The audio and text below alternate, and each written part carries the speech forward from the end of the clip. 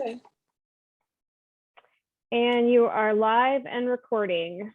Okay, great. Well, good evening and welcome to the October 13th Mercer Island Arts Council regular video meeting. The time is now 6:35. I'm Suzanne Scone, Chair of the Arts Council. Tonight's Arts Council meeting is using video conferencing technology provided by Zoom. The video of this meeting is being broadcast live via Zoom and will be uploaded to the city's YouTube channel later this week. City staff, liaisons, and Arts Council and other panelists are also participating in tonight's meeting remotely. Other public audience members may be listening to the meeting by telephone or online. Welcome to all and thank you for joining us tonight. And I guess we'll, do we go ahead and do the roll call or? Yep. We actually can because Rosemary just joined. So now we do have a quorum. Hi, Rosemary. So yeah, we'll go ahead and do the roll call. Okay. And then if Amy and Anime had joined, we will rope them in. Okay, Eric Gordon. Here. Elizabeth Mitchell. Here. Rosemary Moore. Here. And Suzanne Scone. Here. Amy Barnes. And Anu Meha. Okay, thank you.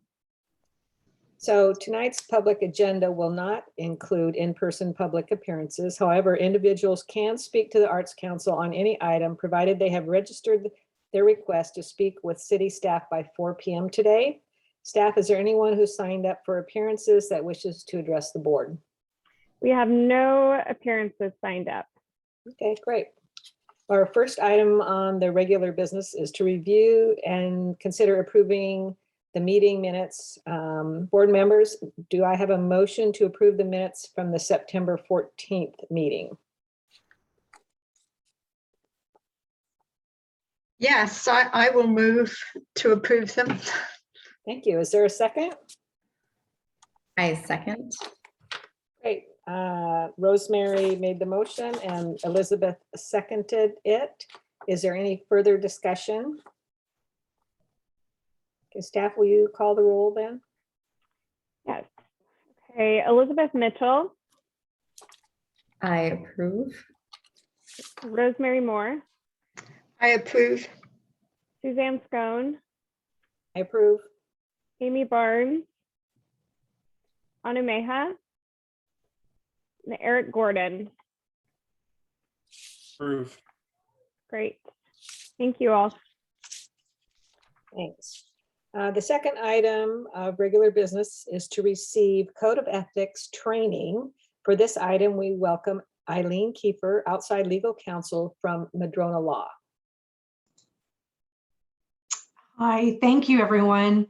It's a pleasure to be with you guys tonight. This is the second round of ethics training. Council worked really hard to do a new and improved ethics policy. They spent a lot of hours, a lot of late nights, a lot of discussion and study on it. Got adopted earlier this summer. So now we are rolling out ethics training to all of the boards and commissions. I had the pleasure of being with the Utility Board last night, and tonight, for something completely different, I have you guys, the Arts Council.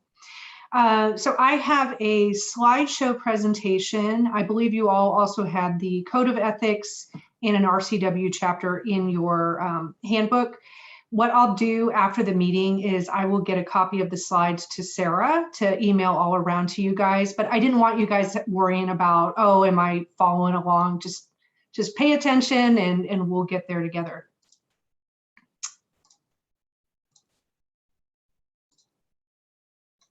Okay.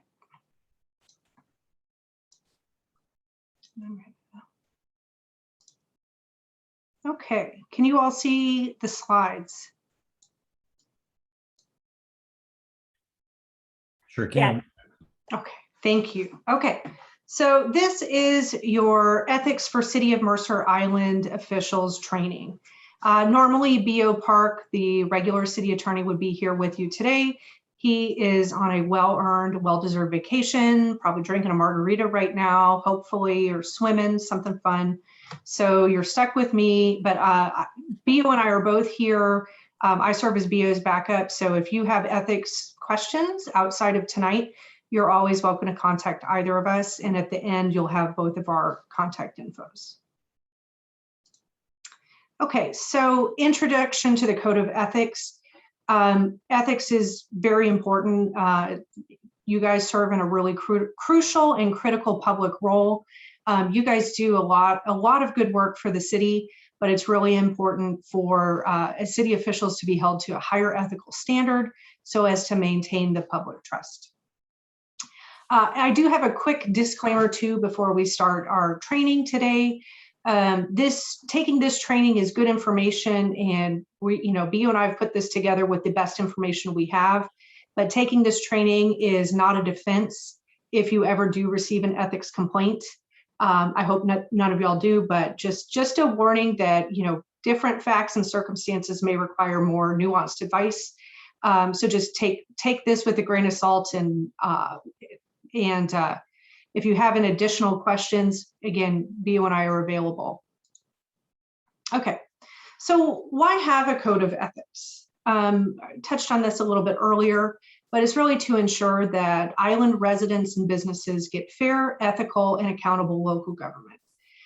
The code of ethics is designed to protect the public trust in your local government.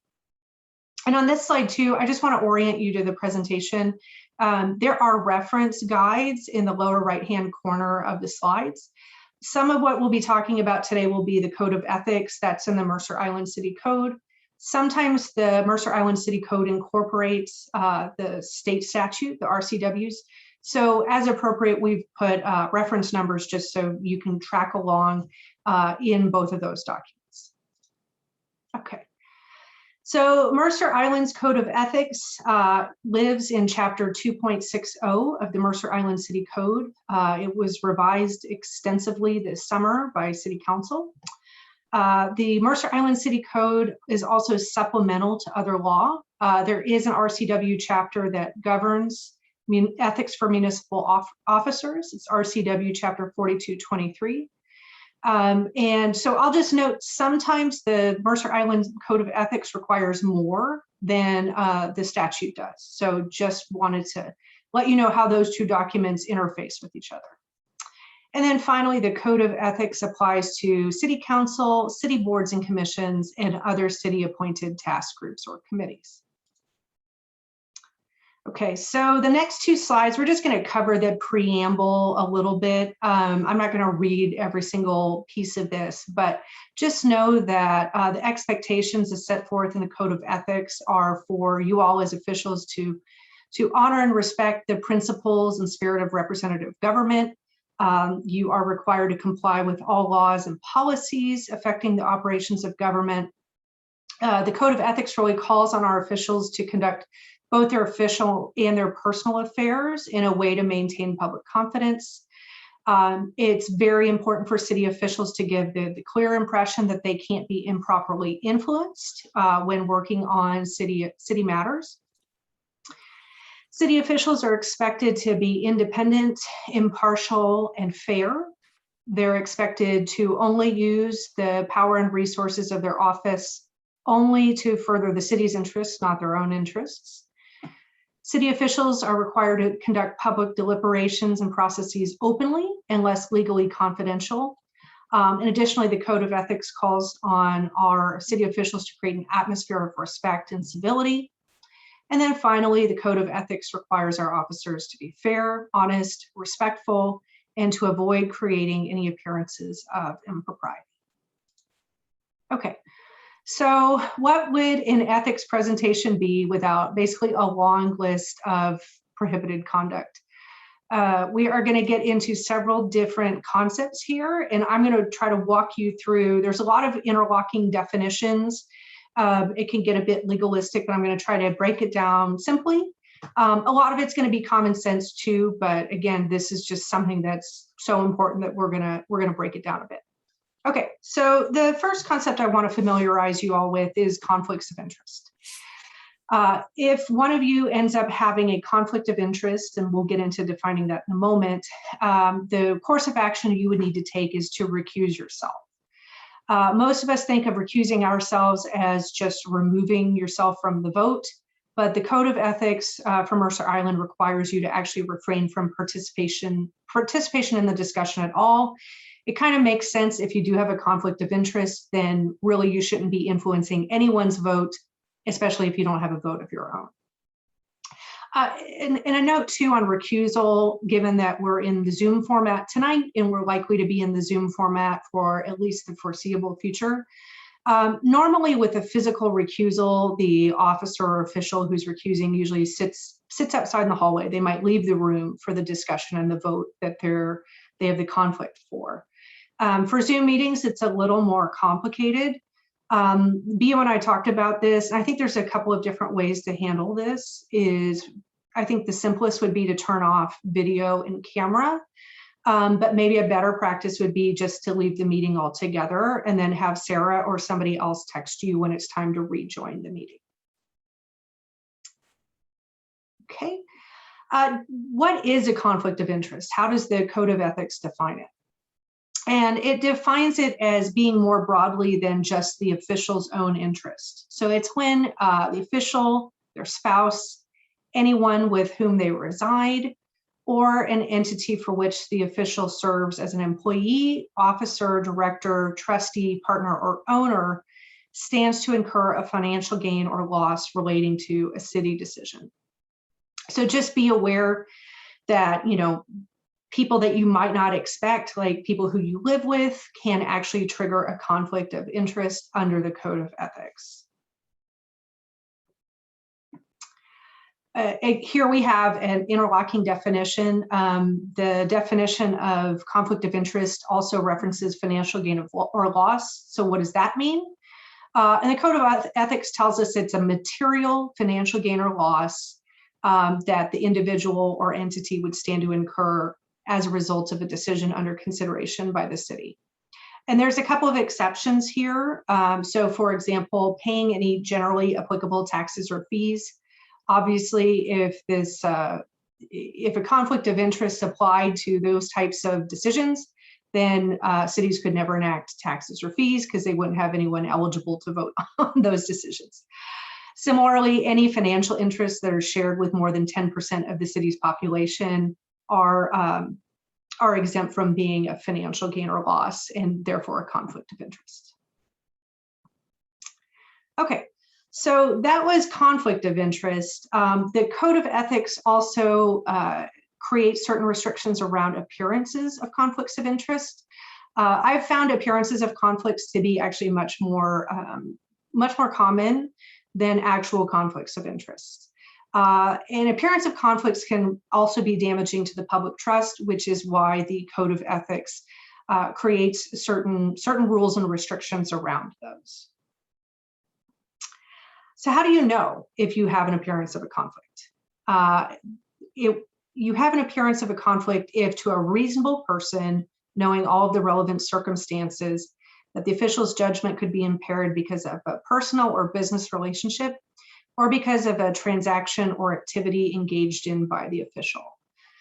So here we have kind of a broader net that can create an appearance of conflict. So for example, the relationship wouldn't have to be someone you're married to or residing with. Other family relationships can trigger an appearance of conflict. So for example, if your sibling or your cousin is asking for something from the city and you're the person making the decision, that would certainly create an appearance of a conflict. Similarly, transactions or activities engaged in by the official, that can be financial matters. It can also just be, the civic organizations that you're involved with. So just be aware that other aspects of your life in your normal day-to-day life can trigger an appearance of a conflict. So if you do have an appearance of a conflict, the good news is you don't need to recuse yourself. The ethics code directs you to instead just make a public written disclosure of the facts giving rise to the appearance of a conflict before participating in the matter. And that really allows everyone to know, okay, these are the facts and circumstances relating to this official's conduct on this vote. I will say, I don't think there's any harm if you want to err on the side of caution. If you have an appearance and if you want to go ahead and recuse, that's going to be more than what the code requires you to do. But I've certainly seen officials do that just to avoid any appearance of impropriety. Okay. Other prohibited actions. The Code of Ethics also prohibits beneficial interest in contracts. So officials, this is again probably one of these common sense things, right? Officials can't be beneficially interested in any contract that they made either through or under their supervision, either in whole or in part, or that might be made for the benefit of your office. It's to avoid self-dealing. I'll note too, this actually comes from state law and is folded into your code from state law. And so this is just a straight up prohibition. It's not a recusal situation. It's just if you have a beneficial interest in a contract, if an official has a beneficial interest in a contract, the city can't enter into that contract.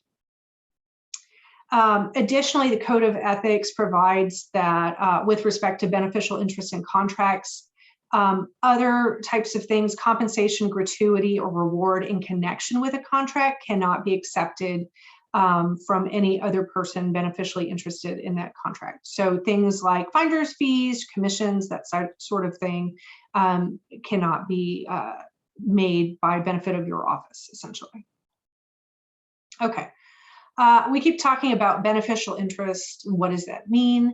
Again, beneficial interest, this is going to be in the definitions of the Code of Ethics.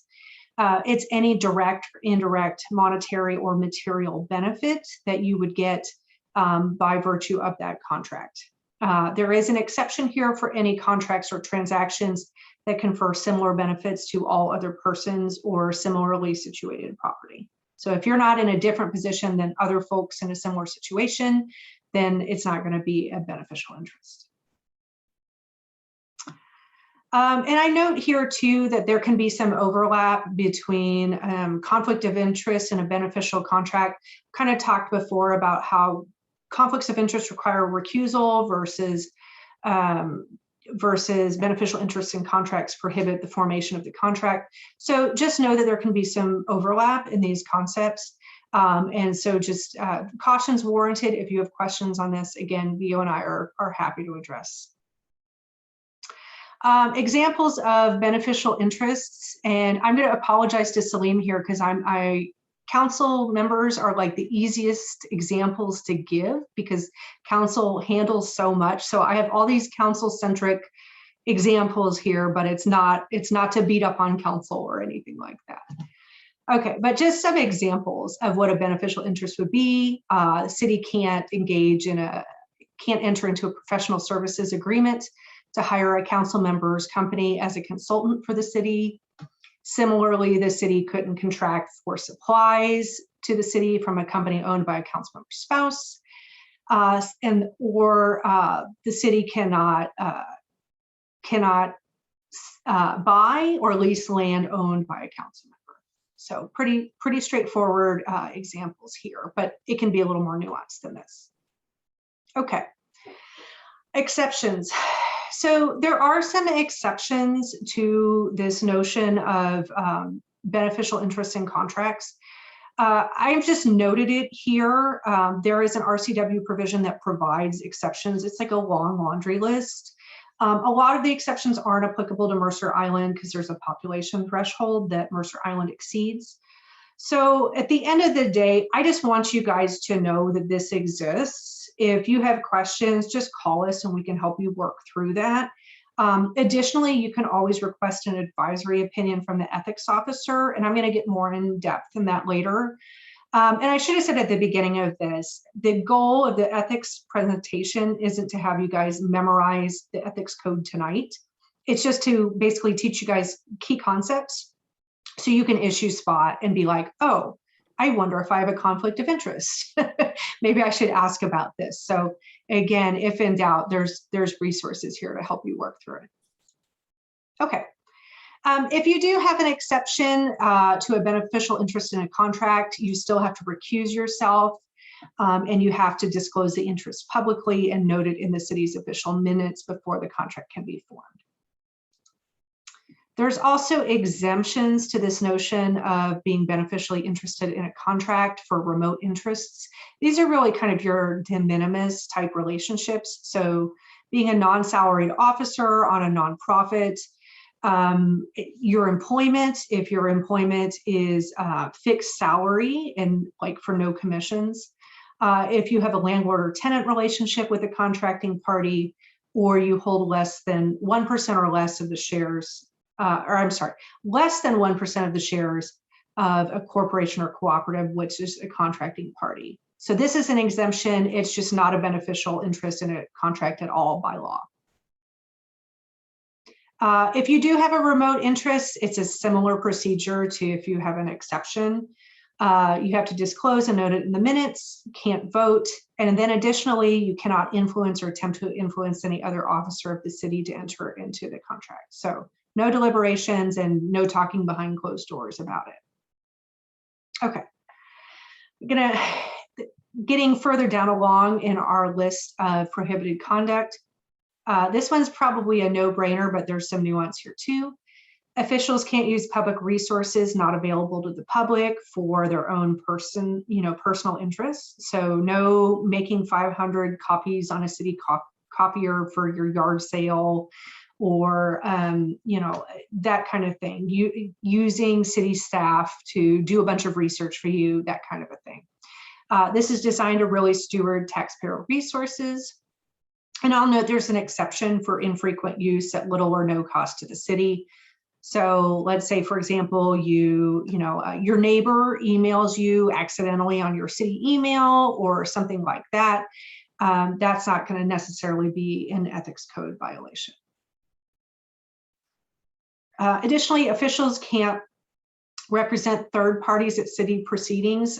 So for example, you guys could not represent a third party on behalf of their financial interests at the Arts Council. So this really prohibits you guys from appearing in front of, this council. Again, you would think that this is straightforward and pretty self-explanatory, but I'll tell you, there's case law on this. This has happened in the past. So it is included in the Code of Ethics for that reason. Gifts and favors. As a city official, you can't take special advantages of services or opportunities that aren't available to the public, and you cannot get gifts and favors as a result of your position on the Arts Council. And there's a long laundry list of exceptions. I'm not going to go through all of them, but I'll hit a couple of highlights. So if somebody thanks you by giving you, an unsolicited Christmas cactus or other types of plants or flowers, that's fine. Unsolicited promotional items, pens, things like that. I'll note those need to be of nominal value. So if you receive an unsolicited promotional iPad, you might want to think about returning that. Plaques and trophies and other awards of appreciation are okay. Informational material or publications are also all right. Certain food or beverages consumed basically when you are attending receptions, when we attend, receptions again in real time together. If they're part of your official duties, that's fine. Unsolicited gifts from, folks from another city, state, or foreign country that are intended to be personal. And then finally, the last one is always my favorite. It's included in every ethics policy, but any gifts or items from family members or friends where it's clear it's a personal gift. So the birthday gift you got from your brother is just fine and not prohibited under the Code of Ethics. Other prohibited acts are disclosing confidential information. If you guys, and I don't know how much the Arts Council deals with confidential information, but you might.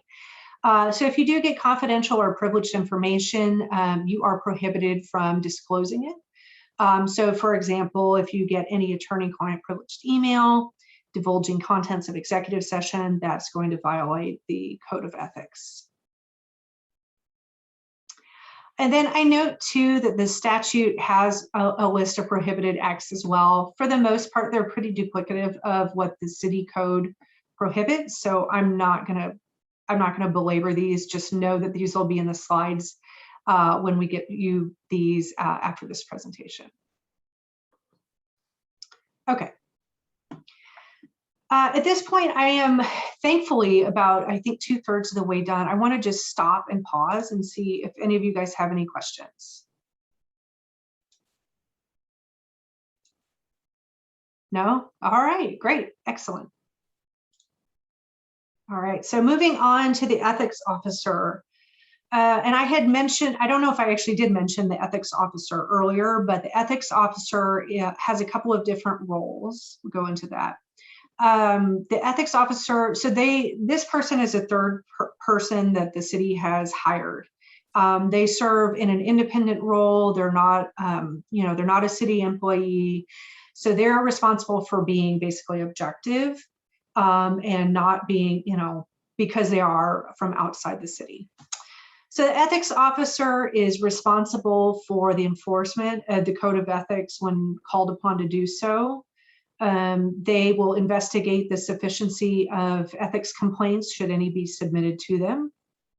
And then they also provide advisory opinions for officials such as you all who are subject to the code of ethics. Okay, advisory opinions. This is what I had alluded to earlier. So if you guys have questions or you're in a situation where you're worried that, a certain course of action might violate the code of ethics and you're not really sure how to address it, you can always request a written advisory opinion from the ethics officer beforehand. And I'll note that you can only ask about yourself. You can ask about hypothetical circumstances or actual circumstances, but only about you, not about other folks. The ethics officer is kind of limited in their scope. They can only opine on the city's ethics code. They can't, for example, talk about like, is this okay from a campaign perspective, or is this releasable under the Public Records Act? Those are subject to, decisions by other people. And then additionally, they have the sole discretion to determine in what cases they'll issue an advisory opinion. I'll note too, I'm not going to read out all of this slide here. Just know that the ethics officer can choose in which situations they'll issue an advisory opinion. And then I'll just tell you too, again, just a disclaimer, is that the advisory opinion process is no substitute for your own understanding of the code of ethics and exercise of reasonable judgment. And then just a note on advisory opinions. So under the code of ethics, the ethics officer has up to 45 days to opine. I think in most situations, officers or officials are going to be looking for an answer probably quicker than that. Know that the code of ethics allows you to ask for an advisory opinion in a quicker manner. So if you are going to ask for one and you need it in a short period of time, I would recommend putting that in your advisory, request for an advisory opinion, so they know, okay, this is a short fuse. So why get an advisory opinion other than to just get, a third and objective set of eyes on something? The reason is because it can actually be a defense if you have if you end up having an ethics complaint against you. So if you seek out an ethical or an advisory opinion from the ethics officer, and in reasonable reliance, you act on that, provided you've given the ethics officer all the relevant and accurate information, that the ethics officer has told you it's okay to do that particular action, and that you followed the advice provided in the advisory opinion, then the official won't be found to have violated the code of ethics with respect to civil enforcement. Okay, complaint process. I'm not going to belabor this too much. I just kind of want to make you all aware that there is a ethics complaint process in the code. Hopefully none of y'all will ever be subject to an ethics complaint, but we'll walk through kind of briefly what this is, what it looks like, and what the process looks like. So know that any person, doesn't necessarily say a resident, can submit a written complaint to the ethics officer alleging there's been violation of the code of ethics. What the ethics officer will first do is make a finding of sufficiency, which just means, is there really enough to go forward with the complaint? Is there enough basically on the face of the complaint to go forward? Because if it's silly on its face, then the ethics officer, or there's just not enough information, the ethics officer can, find it insufficient, and that will be the end of it. The Code of Ethics provides that to the extent possible, the city will try to maintain as confidential the fact that a complaint's been filed, the contents of it, and the identity of the people both being complained of and making the complaint as much as possible.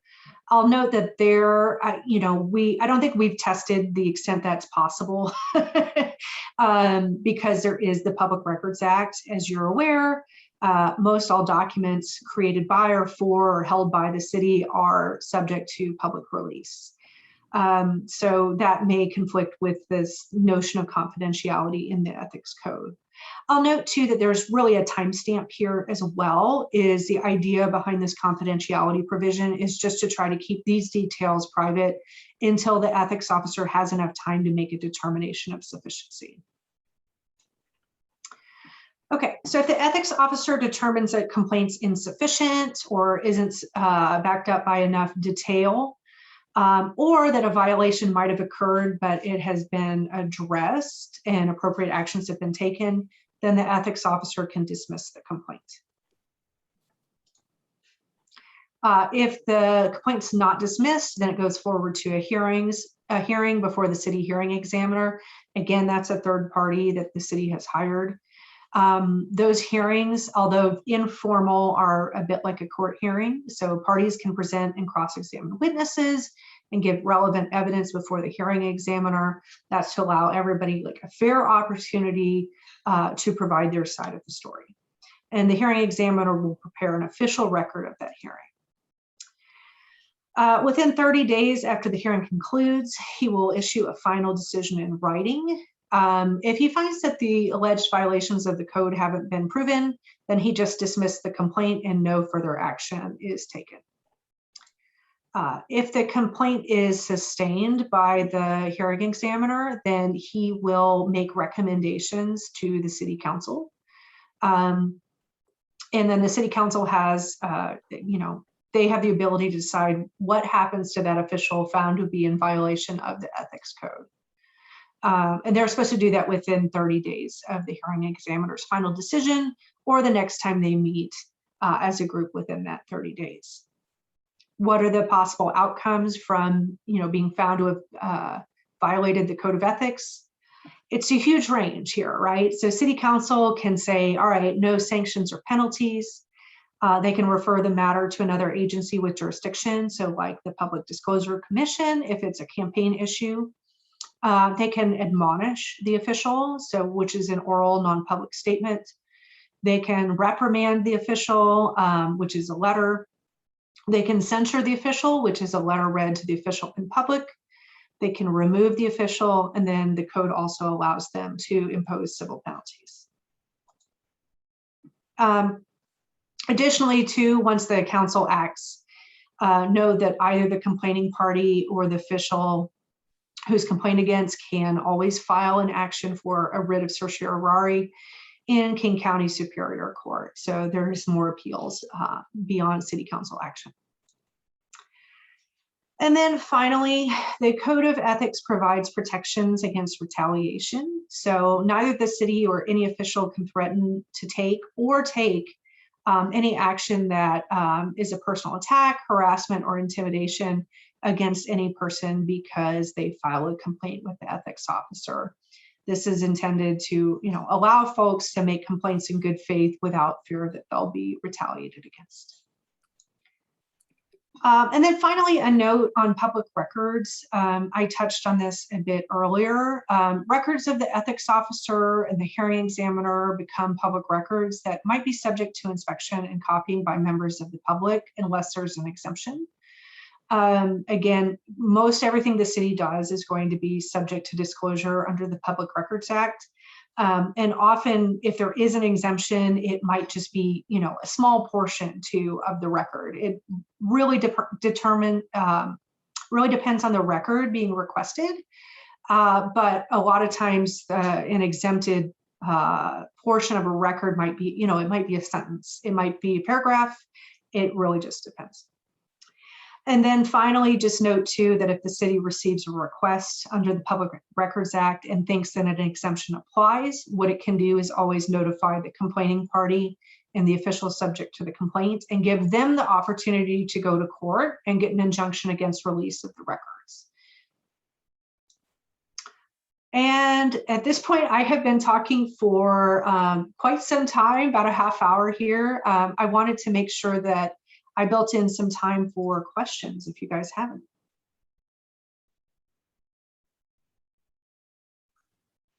I don't have any questions. That's great. I have one question, Eileen, and thank Sure. you for that fabulous presentation. I really learned a lot. I think you guys did a great job on this.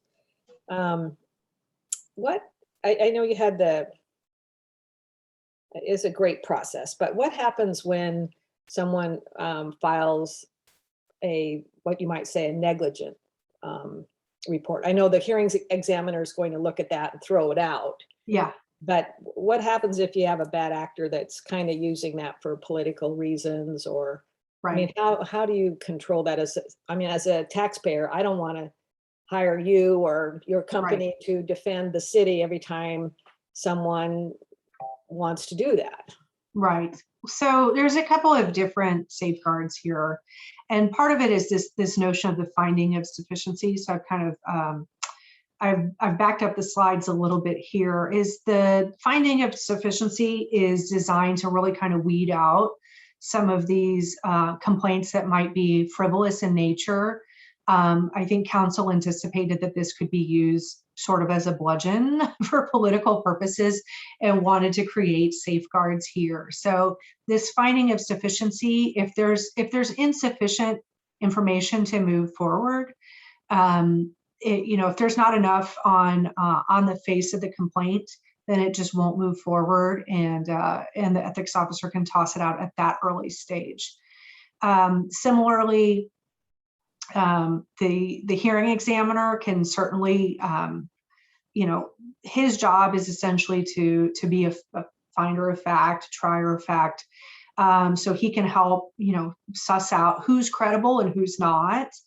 And so that's the other safeguard. If for whatever reason, if a frivolous complaint gets through the sufficiency process, then the hearings examiner can dismiss the complaint if he finds the complainant to be, not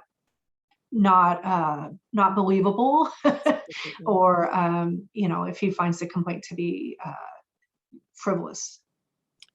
And who pays for the hearing examiner? Does that come out of the city budget then? The city does pay for the hearing examiner. Okay, thank you.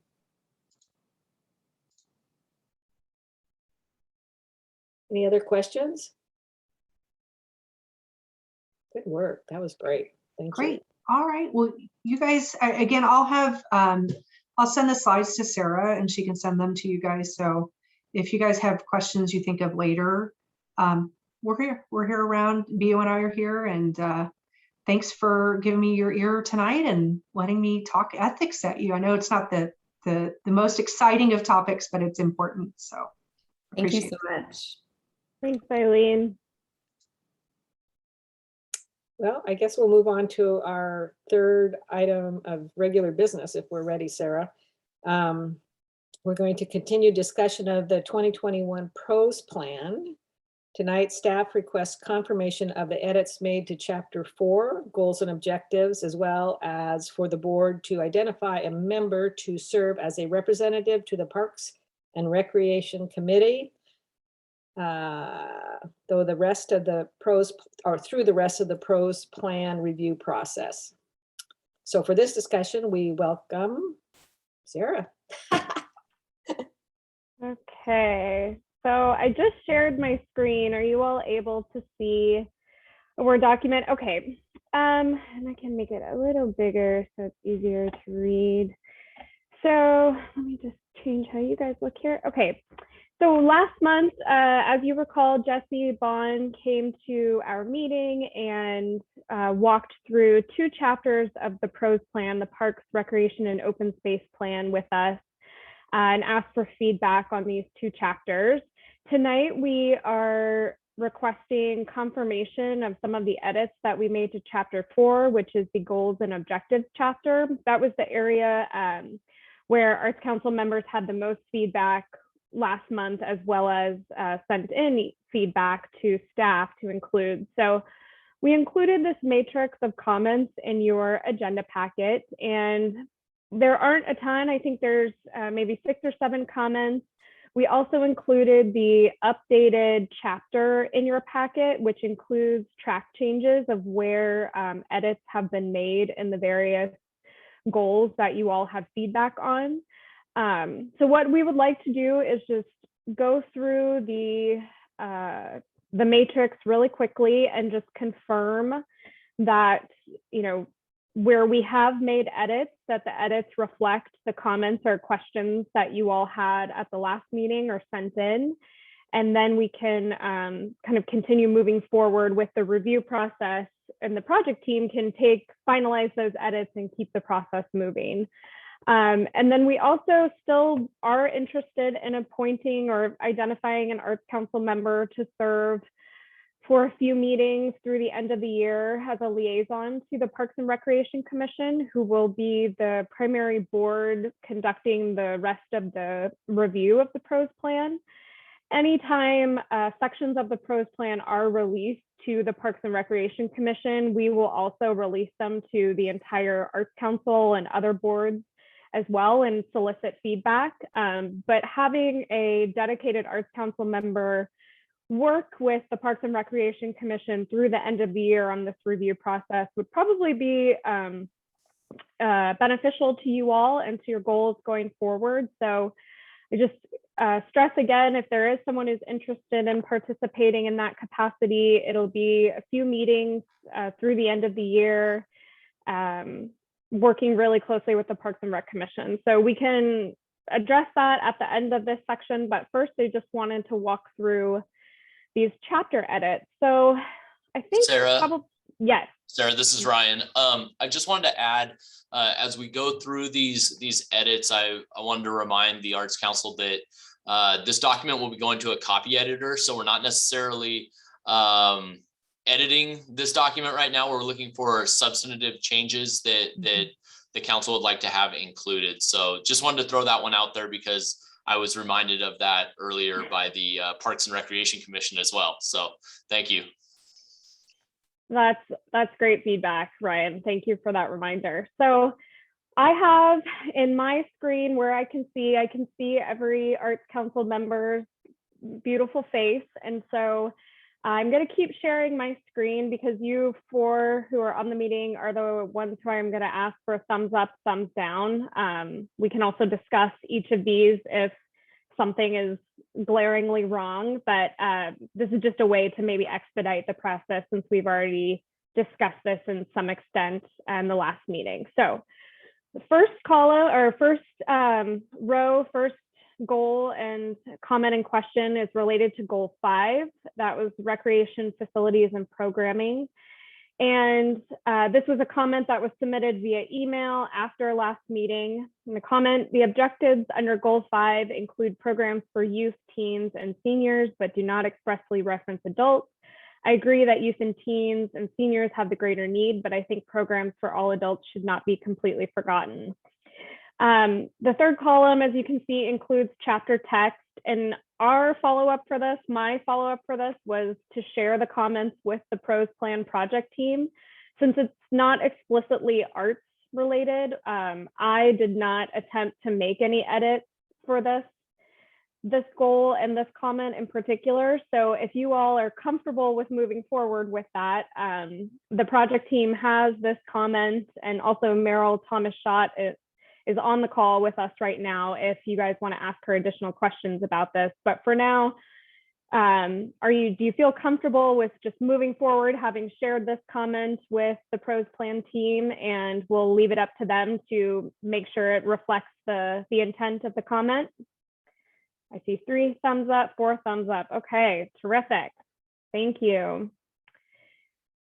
Okay, so the next couple of goals or couple of comments relate to goal 6, which is the arts and culture goal. So I remember a conversation last month, a pretty extensive conversation about adding performing arts somewhere, both in reference to venue and types of actual activities, arts activities and events.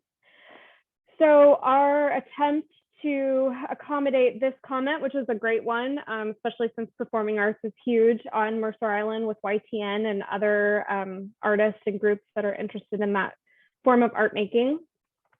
We're recommending modifying objective 6.3. So if you can see this column. So our edit for this was to insert arts, performance, and events into the list of opportunities rather than, well, not rather than anything. So this relates to events and activities, and I want to just see if arts, performance, and events is sufficient enough to capture performing arts and other types of performance that we would like to seek opportunities for through the PROS plan, or if you need more context or additional edits for this to make it more substantial. So do a thumbs up or thumbs down, but if anybody has comments about this first, we can discuss those because I know this was a major topic of discussion. Yes, Elizabeth. I was just going to say that I really liked the edits that you did, especially in this one. I think that if we try to add more, that we could end up narrowing it down too much and limiting ourselves. So I think that the way that you've written it and left it very open for any type of arts, performance, or events, be it dance, music, theater, is fantastic. Great, wonderful. Are there any other comments or concerns? Okay, so can I get a thumbs up or thumbs down for this edit? Wonderful, thank you. So the next comment, and this again was part of the performing arts discussion, really related to facilities and venue space.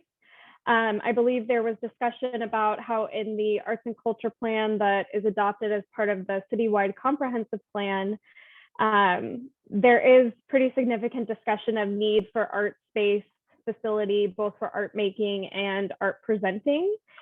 And so my recommendation to accommodate this, because I agree that that is an oversight and we want to make sure that, you know, we map back to the comp plan, using this as a tool to implement the comp plan.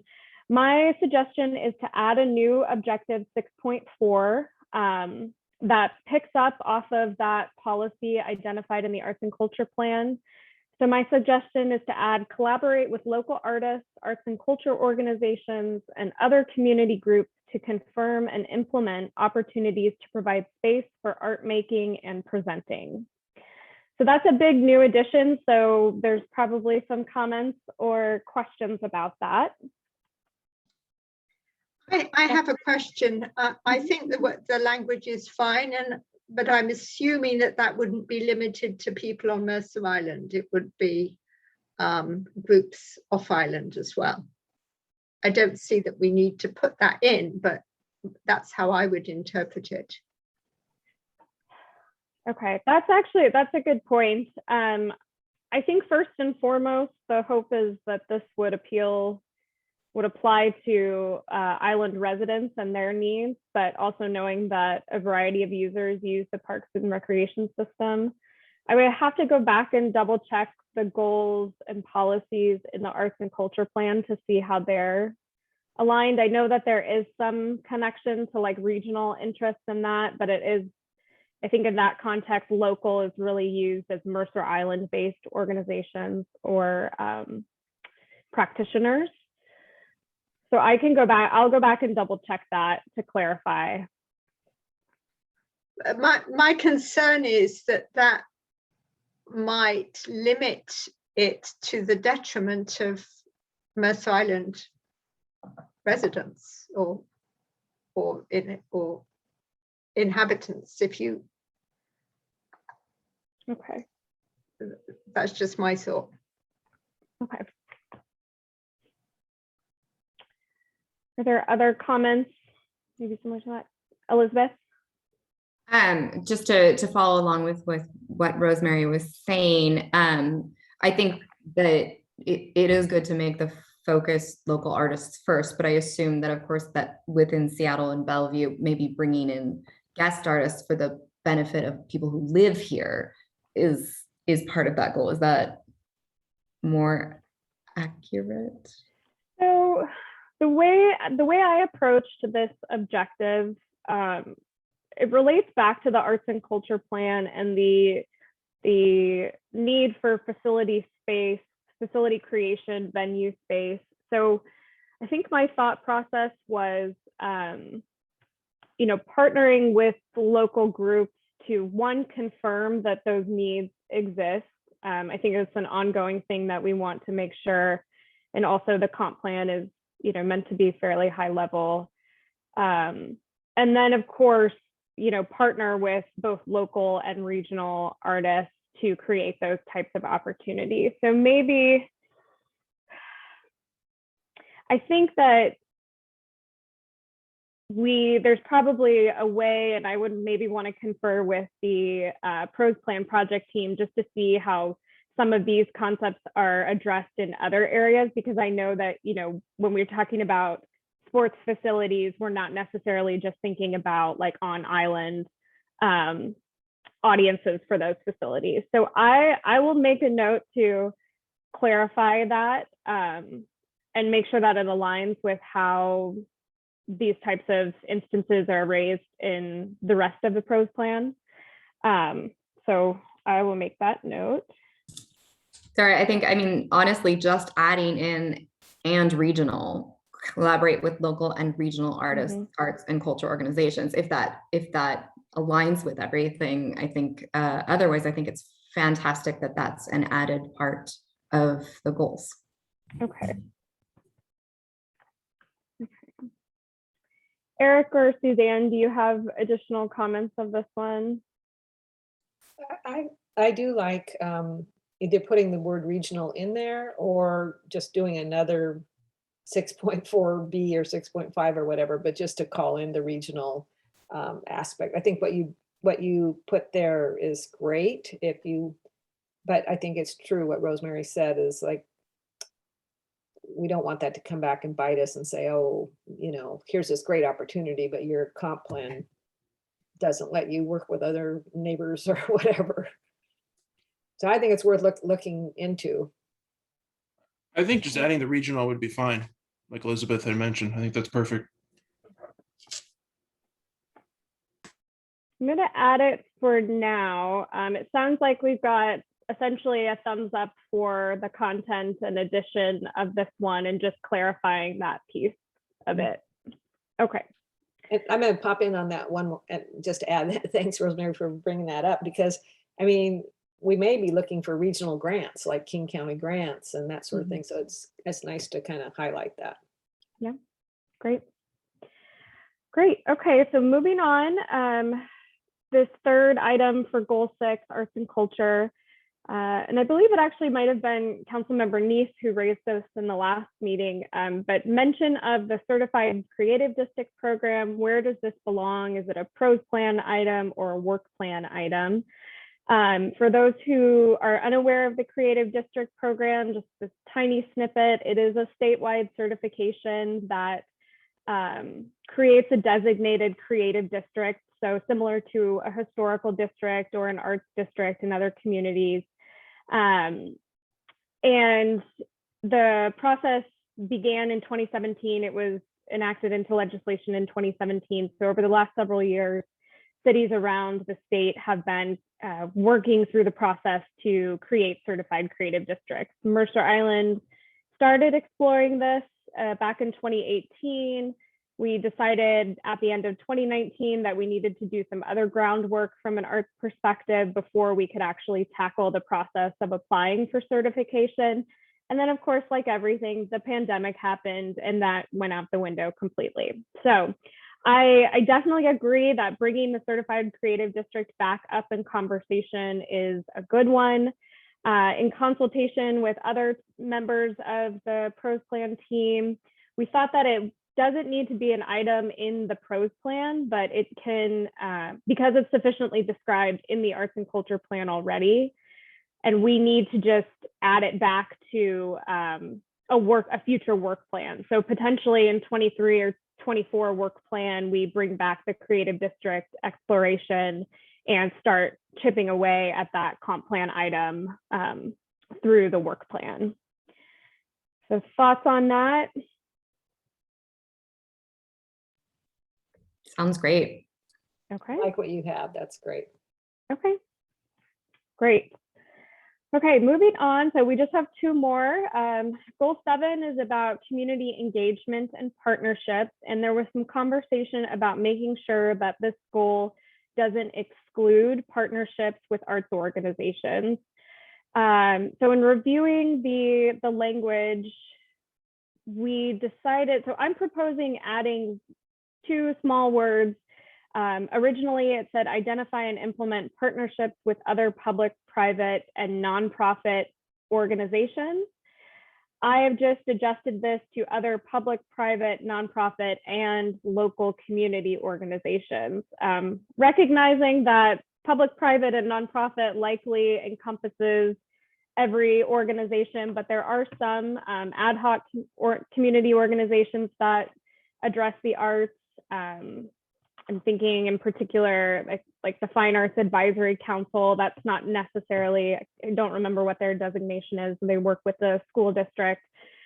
So this was an attempt to try to broaden that list even more to make sure we're encompassing. And then I believe that, you know, any arts organization on island or perhaps off island that we'd be interested in partnering with would likely fall in one of these 4 larger umbrella organization type. How does everybody feel about that? Well, I suppose I had the same concern, but as you say, if you're talking about something off island, then it would probably fall within the first 3. I obviously understand that our priority is Mercer Island. I just don't want to shut us off from other opportunities. Mm-hmm. I mean, you could get rid of local, I guess, right? And just call it community organizations. I would leave the local in there on this one. It seems like in this type of the partnership that we're talking about, when we discussed it in the meeting anyways, was things like Youth Theater Northwest, or like there's a Mercer Island choir. And this, I think in this instance, we were thinking of going more local and not necessarily regional in that type of partnership, where we were wanting to highlight actual Mercer Island groups. Is that correct? Is that what other people are thinking? That was my understanding listening to the conversation. But, you know, I think, and again, I think this is one that we may want to, I will go back to the pros plan team just to clarify and confirm that the thought process aligns with the other ways that we're discussing partnerships. I think because if you're covering, or if you wanted to add local and regional, public, private, nonprofit, and other local community organizations, or if you wanted to put it in front of everything that, you know, and put the wording that way, am I clear in what I'm on that? Then I would say you could put regional and local meaning but you're gonna, I mean, if you're, most arts organizations are nonprofits. Right. You also have the option to put local in front of support, behind support. So it'd be support local capital projects, community events, programs, and other special initiatives.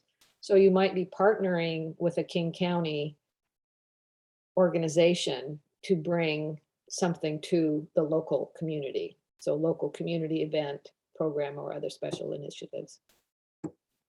If you want to get the on-island aspect, but maybe that's getting away from the meaning completely.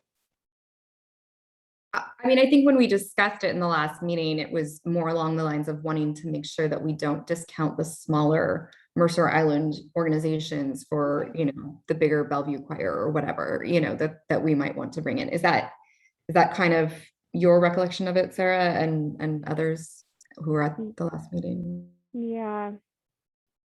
Sarah, one of the things that I've learned is that sometimes it helps to read the section in context.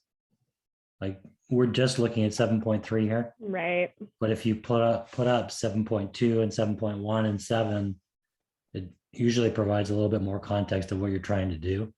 Yeah. Let me pull Not to that put up you on- really not to put you on the quickly. spot. No, it's okay, because I think that it is edited correctly in the PDF. I just need to get to it. Hold tight.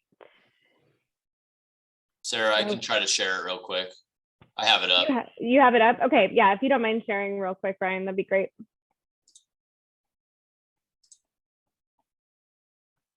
Is that showing up? Yes. Yes.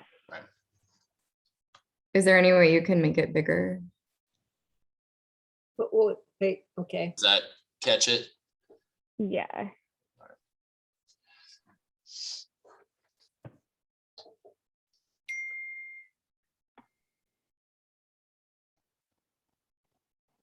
So I would say in context, I still think that local is a good thing to have in there, because this is about community engagement and partnership. Yeah, I mean, I understand that. I'm just concerned that we could be limiting ourselves, possibly not. I can also add that, you know, we do a lot of community engagement, but we don't do regional engagement. And I don't think that's a competency that the city has, trying to engage, you know, a broader region. So if this is speaking to regional community engagement, it's really not something that we do. You know, Can you King elaborate County on can do that? it. It's a big scale to try and engage a region. King County can do it because they have big dollars and they have many mechanisms of outreach, but we have a hard enough time reaching islanders and trying to get their feedback on things, you know, trying to get a hold of, for instance, people in Bellevue or Issaquah, and, you know, if they thought some regional capital project was interesting, I don't know if we would know how to do that. I think I was just thinking of some small off-island community organization, but I can't think of an example. I don't know if there is one that wouldn't fall under public, private, or non-profit. But so maybe it doesn't matter. But yeah, that's why I raised the question. That's all.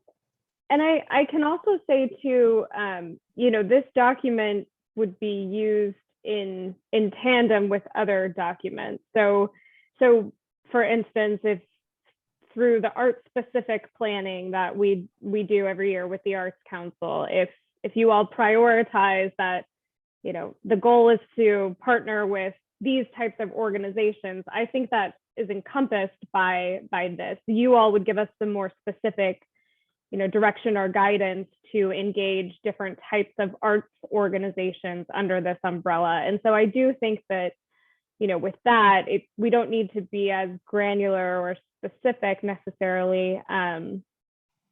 You know, this provides the overarching goal and objective, and then the actual work items come through the policy discussions, planning and visioning discussions that we have with the Arts Council as far as the arts are concerned, if that's helpful. I think it is, Sarah, and I think that it needs to, we should be clear just in discussing this amongst ourselves that this is the goal, right?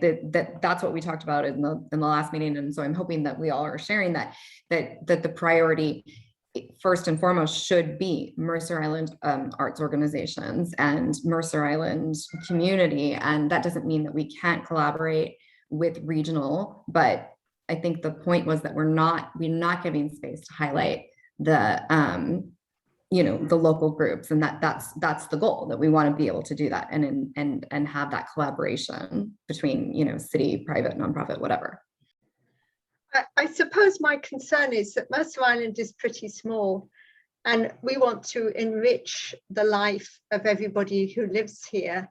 And sometimes that may mean encouraging some small group in Seattle to come here and join with people in Mercer Island to do things. I suppose that's where I'm coming from. The word regional sounds very large.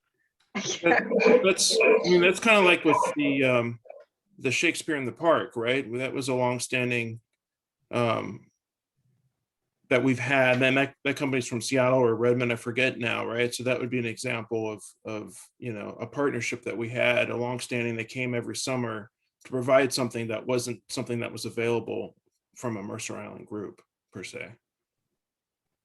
Yeah, it's Seattle Shakespeare company that does that. And absolutely, I think that we're still talking about that. But I think that the distinction we're not necessarily making is who are we feeding? Are we trying to get Seattle people and Bellevue people to come to the small, you know, as it is already seating area? I really think it's covered. And I think that leaving in the local, and I might be the minority opinion here, but leaving in the local highlights prioritizing. There are some amazing groups that we have here on the island that don't get the opportunity to be highlighted necessarily, whereas a small Seattle group has Seattle performance venues. It's huge, right? I think the priority really should be first local, then regional.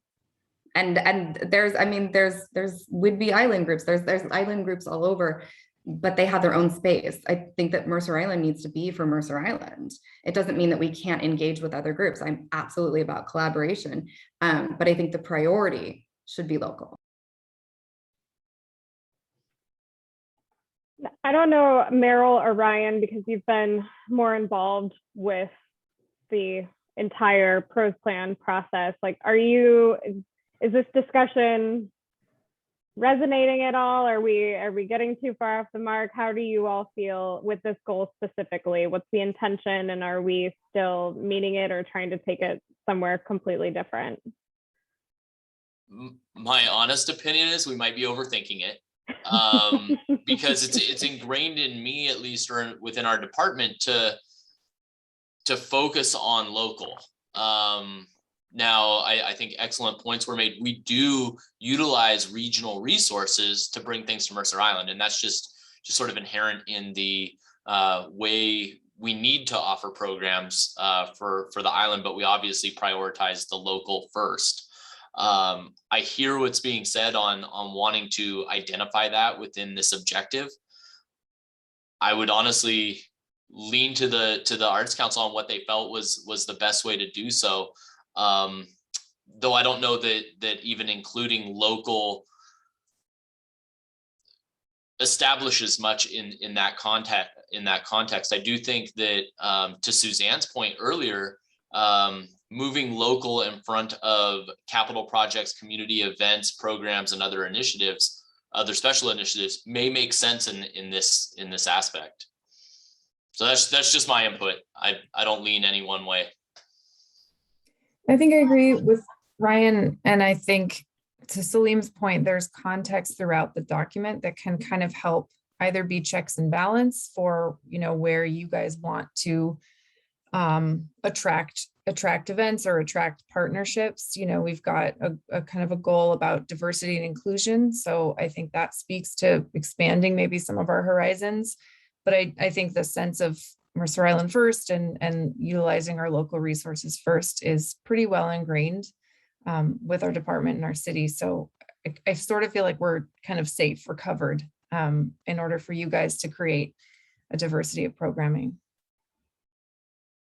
You know, I don't object to leaving the wording as this edit suggests. I think I'd just make the point that arts is not quite like, I know it comes within parks, but it's not quite the same as the parks. The parks are here, while arts, by definition, can come from other places. But obviously we want to encourage local. Mercer Island residents or workers. So I'm happy with leaving the wording like it is, because I don't think that it actually is going to stop us doing anything else that we want, that we all feel would be a good idea. Okay, so can we get a thumbs up from everybody else? How do we feel about that? Okay, terrific. All right, we just have one more to look at. And Ryan, if you, oh, you already stopped sharing your screen. Look at you go. All right, I'll put this back up. Bear with me for a second.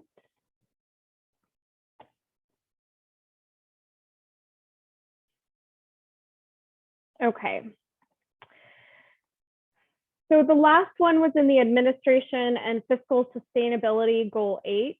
And the comment was to make sure that objective 8.6 includes an economic development component that is reflective of arts and culture, as well as parks and recreation. And so again, this might be one that may be useful to have some other context, but I think that this is really the only objective that relates directly to economic development.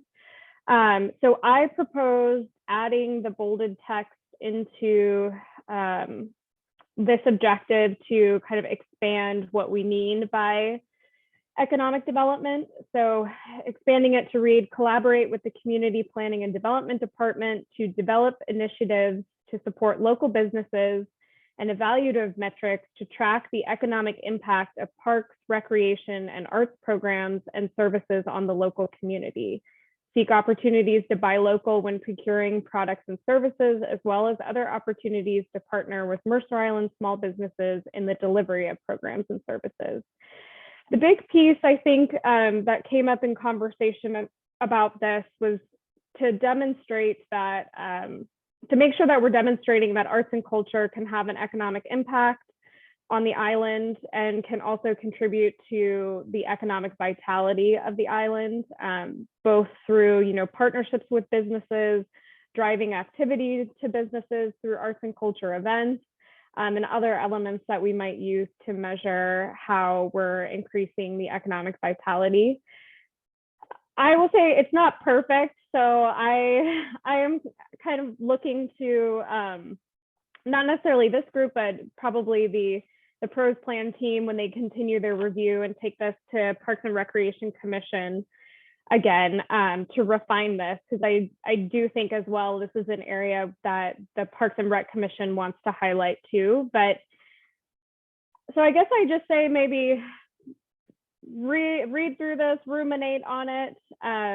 If you have additional feedback now, I'll take it. If you want to sit with this one in particular and get feedback to us at a later time, since it's in your packet, I think that would also be fine. Because it is kind of a clunky one to wrap your head around, and I don't necessarily want to spend time tonight trying to wordsmith it. We just want to make sure that we're accurately capturing the value that arts and culture, as well as parks and recreation, can play in economic development. Yeah, I'll just pipe in on that. I think it's fine the way it is. I don't think we know what that is yet. And so, like Ryan said, let's not overthink it. You guys are going to be, it's there now. And when these opportunities come up, you're going to have to figure out ways to, I'm thinking about the evaluative metrics. I mean, that's going to be interesting, but we don't know what that is yet. And you guys don't need to get into that level at this point, I don't think. So I think Right. it's fine. Any other comments? Yeah. Yeah, I was just going to say, I think it's a great starting point, and I think it's really great that you put that in there, and that will probably be more tweaking at some point. But I Right. don't have anything at this point to add it. As for now, I think it's great that just to have that in there. Great. Any other comments? Okay, terrific. So I'm going to stop sharing. That was the last one. Oh, go ahead, Salim. I was just going to say that it's very good and I like it. And it actually carries over from the cultural arts district stuff, right? It's basically talking about what is the multiplying retail or commercial benefit of a certain activity, the evaluative metrics is thorny, like what is it? How do you measure it? And the way it's written is kind of required, right? Because you're saying do this and that. You may consider language that softens it up, like where practicable or when feasible or from time to time, just anything that gets the city out of creating an unfunded mandate, measuring something that might be impossible at the moment. I mean, the reality is that any art is priceless. You can't put a number on its value. Yeah, I mean, I'm trying to think like how do you measure the economic impact of music in the park? We know that there's a formulaic way to do it that just says if you have an event that draws 400 people, you will by the numbers generate X amount of economic stimulus. But if we had to actually physically measure it, it might be hard. I guess you'd have to ask the local businesses. I mean, if they're open when these things are going on, then hopefully they would have additional business and they might be able to quantify it. And that's the exact unfunded mandate that I'm kind of speaking to. Who would do that? That would be a staff person. It would be, not consistently effective. Right. Maybe we could say like explore methods for evaluating the impact, because I agree. I mean, that was the thing that popped out at me is like, wow. I think staff can probably make a recommendation that is found elsewhere in the code, because we have this problem, throughout the city code. I think we use terms like practicable. Yeah. Yep. We'll massage that for sure. One thing I can say as well is there might be a way, because there are countywide, regional, national approaches and major efforts specifically to connect arts and culture and economic impact. And there's actually next year in 2022, Americans for the Arts is conducting the 6th iteration of the Arts and Economic Prosperity Study, which actually, it deploys individuals to survey on site at events and activities and that kind of thing. So I think is probably a way. Now, I know all of that from the arts and culture side. I would have to rely on my Parks and Rec colleagues for the Parks and Recreation piece, but I think there may be a way as well to sort of weave in like leveraging those data sources and that kind of thing where applicable as well. So we'll work on that one as well, but it sounds like everyone is happy at least having a more substantial kind of economic development tie back in that goal. Okay, great. Well, thank you, everybody. That is all I have for Pro's plan, unless Meryl or Ryan, you want to chime in with anything else. Well, actually, no, it's not the only thing we have, because we need to identify an Arts Council member to join the group. Meryl, do you have any more specifics on what the meeting times will be, what that commitment will look like? Yeah, Ryan probably does too. We've got a meeting tomorrow evening, 5:30 to 7:30, focusing on Pro's plan. I think, Ryan, we're hoping to not schedule any more additional Parks and Rec Commission meetings for Pro's plan. So we'll have November and December. And then, hopefully in the new year, things will sort of coalesce and get shifted to City Council to start their review. And then the only other thing I'll say kind of about timing and the plan, next week we'll release kind of the first half of the document draft to all really boards and commission members, an electronic copy or a hard copy. And this is kind of chapters 1 through 6 or 7, not including this goals one, because that's been the stickiest one for us too. And then a couple of the appendices. So a little bit more of just kind of the baseline community background and that kind of thing. Anyway, that'll come out next week. We'll send it to you, everybody, electronically, or you can pick up a paper copy if you prefer that way. And then we'll kind of do the second half, probably mid-November for folks to look through that. And as Sarah said, we're not looking for wordsmithing or small edits, but it's like, if there's anything you can't live with, as Jesse says, a fatal flaw, that's kind of what we want to hear about in your review. So that's sort of our timing. Ryan might know more about meetings. Yeah, I would encourage you all to raise your hand and volunteer for this. It's going to be a ton of fun. It actually really, we're getting to the point in this plan where things really matter. And that's where, having an Arts Council liaison as a part of this process is extremely important. The meeting commitment is relatively minimal. It'll be, as Meryl mentioned, tomorrow there's a meeting that will be covering a lot of the capital project side, as well as the survey results and a recap of the open house. And then we'll have a November meeting, and then we'll have a December meeting. Fingers crossed, we're rolling through into the new year, and that plan's being handed off to the city council. So a lot of that is communication between the Arts Council and the Parks and Recreation Commission, and that's where this position or this liaison could really assist us in moving the project forward. So that's my sales pitch. Hopefully it wasn't too used car salesy, but appreciate any support we can get.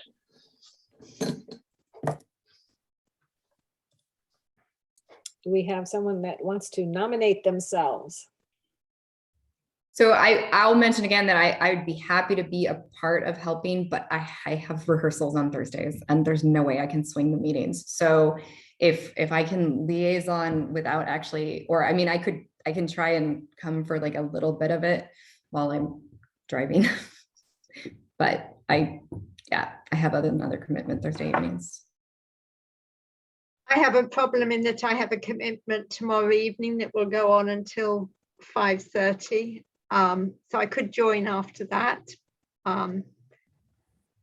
But yeah, I wouldn't be able to attend for the whole thing. And I'll say, you're all welcome to watch the recordings of the meetings, read the materials, and kind of give feedback either directly to the Parks Commission or through Sarah or Ryan or I anytime. We know it's a commitment for sure on your time.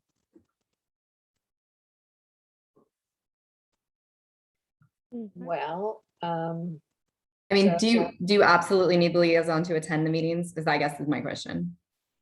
What I would be looking for, sorry, this is Ryan again, always chiming in. It's not just attending the meetings, it's honestly providing feedback. It's engagement within the meetings is probably the most important part. And I think that's where we're going to see the most benefit. So that I just want to put that out there. It is an extra commitment, but hopefully that additional service goes beyond just being a communication device and actually providing solid input to the Parks and Rec Commission that'll be translated over to the City Council. so what time is the meeting tomorrow? 7:30, 6:30? Is it 5:30? Oh, at Yeah, 5:30. 5:30 to 7:30. Yep. I'm sorry, 5:30. And that'll be the same for November 4th and Ryan, December. We're talking December? I know, sorry. December 2nd. Yeah, December 2nd. But Rosemary, do you want to go for it? I mean, I could if nobody else will or can. My only concern is I have a meeting from 4 till 5:30, and then it will be another meeting from 5:30 till 7. I would be flagging, quite honestly. I mean, that's my concern. I can do it, and I'll just do my best. Do I need to be on camera at the meeting? You don't need to be on camera, no. Okay, so I might be, driving carpool and driving to rehearsal, but I'll make the commitment. Thank you so much. If you can handle me like multitasking, which We means won't I'll make you sing anything well. if you want to. I mean, You could start us off. And we'll all take a look. I mean, we're not going to kick back. We're all going to, provide our written comments or our review and get that to you. I thought that the public hearing, I just wanted to chime in, was just absolutely fabulous. I love the poll taking. I mean, that is such a great way to get people's voices heard. It was just amazing. That was great. Yes, it Great. would be nice to have a way to provide feedback if one can't attend the meeting, or in addition. Yeah, absolutely. Yeah, like I said, directly to the Parks and Rec Commission, the Let's Talk page for the pros plan, the comments there. And then I don't know if you have another Arts Council meeting through the end of the year, but you're welcome to discuss here, and then, between Elizabeth and Sarah, get the feedback to us. And Sarah, you'll send me all the information I need. Yes. Amazing. Yep, we'll make sure you Okay. get it. Thank you. Thank you so much. That's great. Wonderful. Have anything else on this item then? Thank you for reminding us about the liaison. All right, okay, so now we get on to Arts Reset Plan. And let's see, it's our fourth item of regular business. It's the update of the process for reviewing and approving the 2022 City Arts Work Plan. Your agenda packet includes a staff report that outlines ways to submit feedback on the draft work plan. Staff requests feedback by Wednesday, October 20, and will return at the November meeting to confirm edits and seek endorsement for the work plan. So board members, do you have any questions or comments based on the staff report included in your packet tonight?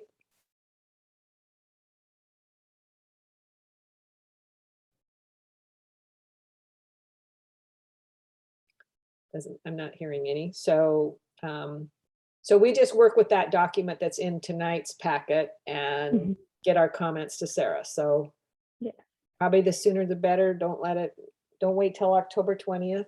Maybe tomorrow would be great while everything's still got your arts. Well, maybe not you guys that are going to the meeting tomorrow night. But that'd be great. I'll try to take a look at it. And I think I already did some commenting. You did, yeah. And I sent out a new link today. I think that there might have been some issues with the old one.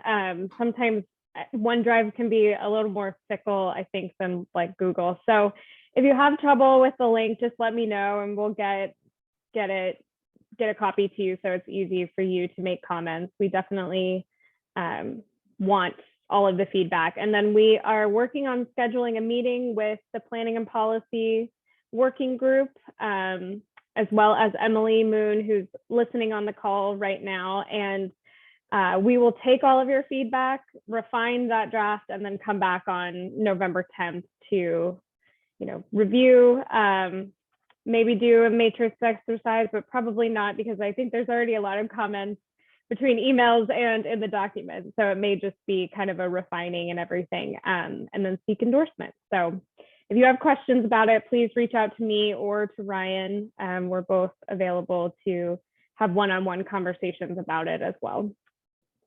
Great, thank you. Well, our last item of regular business is to discuss the Arts Council officer positions. At September meeting, we decided to delay electing a new vice chair since our current vice chair, Amy Barnes, was not in attendance, and unfortunately, she's not here tonight. So Sarah, what do we do?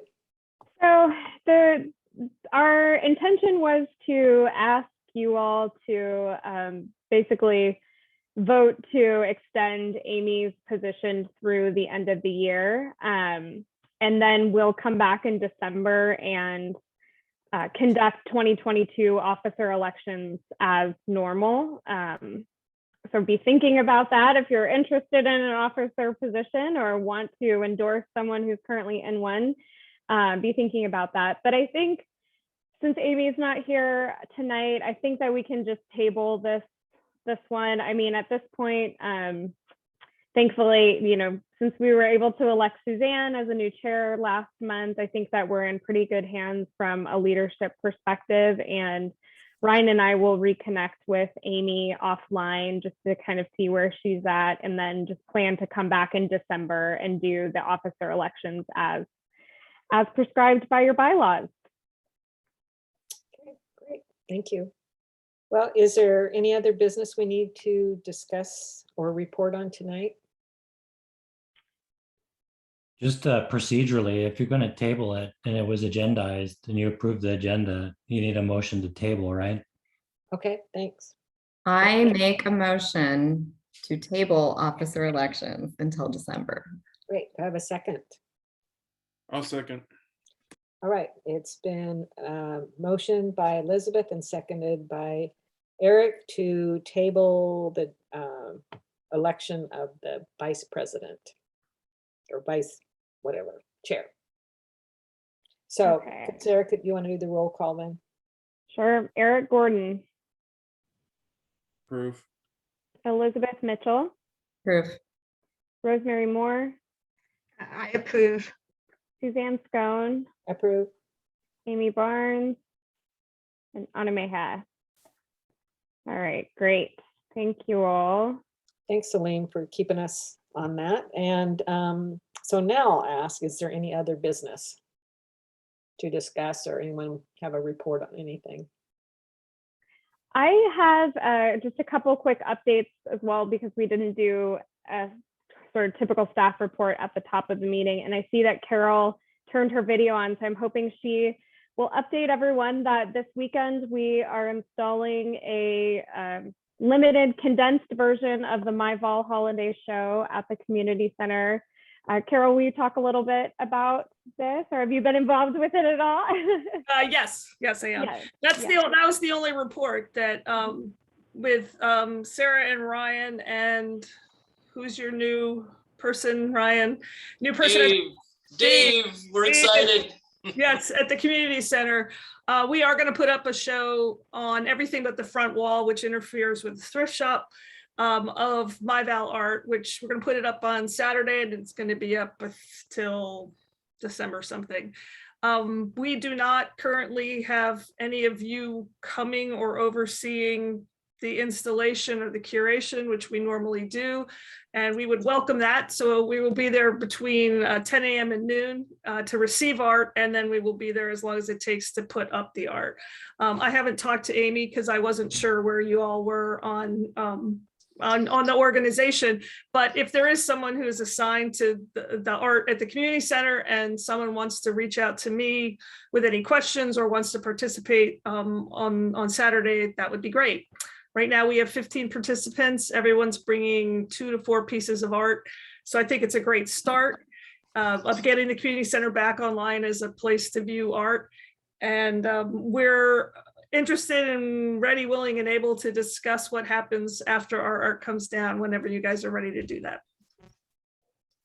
Thank you. Thanks, Carol. If you Anything have else? questions now, let me know. I can answer them. So just to I be was clear, gonna- this Saturday, you're doing the install. Correct. 10 to 12. Just show up ready to work, wear a mask. It's really fun. Even if you can only come for a half an hour just to see how it all works, it's a lot of fun. Exactly. We're going to receive the art outside. So we only have 3 of us from MyVal who will be inside the building in order to make it easier on staff with COVID protocol. But yes, so you will need to show your vaccination status to get in the building, consistent with all city regulations. But yes, please come, any and all. We're welcome. We welcome all of you. I was going to ask Eric if you knew if there was art that was going to be used at the event that was during the 2020, the fly fishing. Did that ever get a disposition on it? Maybe Sarah might be able to chime in, or I'm not aware of that at all, actually. We actually still do have some works of art that we procured to display during that event. They're actually still sitting in crates at my old desk at Luther Burbank. There is possibility that maybe we could, if not this, definitely not for this one, since those weren't works by local MyVal artists, but there may be possibility to use those after the first of the year to try to get art back on the walls. We do need to reconvene now that Dave is a new recreation coordinator with the city. Now that he's on board, we have more staff power to work with Carol and Amy and figure out how to bring the gallery back online in more force next year. The forgotten works. Maybe we can revive a mini version of that event. I mean, because we did a lot of planning into that, Yeah. so. That would be excellent. Yeah. Good reminder about it. All right, I'm going to give last chance for any new items. Yeah. I know you sent an email, but do we have any further updates on Prairie of Possibility? Yes, so it is a go to be installed starting on Wednesday. So a week from today, it will be open to the public from the 22nd through the 24th. We had kind of a curveball thrown today. It sounds like there's some issues with car lights, headlights impacting some of the display rounding the corner on that street. So we're working with the artist to maybe reposition the installation in a different area. So I think Ryan was maybe pulling double duty, sending some emails about that during the meeting, but it is on target to be installed next week. We are still waiting for marketing materials from them. We do have it queued up through our communications manager at the city to promote. And I also know that I believe they, on their side, Moonlight Collective, has reached out to the Mercer Island Reporter to promote and get some editorial. So we will definitely send out an email next week once we confirm that everything has been installed and works. And if you all are out in town center over the weekend, next weekend, hopefully you can get a chance to see it. Yeah, as soon as you get those marketing materials, if you can forward those on, I'm happy to like social media them and get the word out. So Great, great. Yeah, that's a great idea. I'm even thinking of local restaurants. How can we tie in with them and get that to them early on so they can send that out to their mail list? Thought. Yeah, this was a project that came down to the wire. As we all know, the supply chain issues, the date moved a couple of times, 2 or 3 times, getting things in order. So we're in a good spot moving forward, but it is a tight timeline to get the information out and confirm to the public. But we're on it, moving forward. Excited to have it. It's going to be a great opportunity downtown. Yeah. And that is a good reminder, Suzanne, as well, that I will reach out to the town center business community this week to let them know that this is coming. And at the very least, they'll know why there's a bunch of lights installed that look like grass in Mercerdale when patrons of their business ask. Yeah, that'd be great. Thank you. Any other items want to mention? Well, thanks everyone for your time tonight. And if there's no other business, we will adjourn the meeting at 8:12. However, as a reminder to members, please stay seated until the city staff has terminated the Zoom broadcast. Thanks for coming. Thanks, and everyone. Hard work. Have a great night. Thank you. Bye.